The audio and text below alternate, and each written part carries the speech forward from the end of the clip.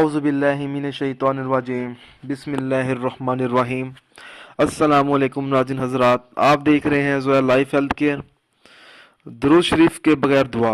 नबी करीम सल्लल्लाहु अलैहि वसल्लम तशरीफ़ फरमाते कि एक नमाजी आया।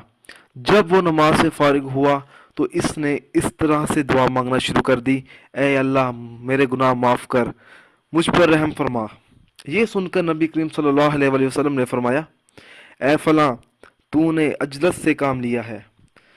जब तू नमाज पढ़कर बैठे तो सबसे पहले अल्लाह ताला की हम्दो सना बयान किया कर जो उसकी शान के लायक है।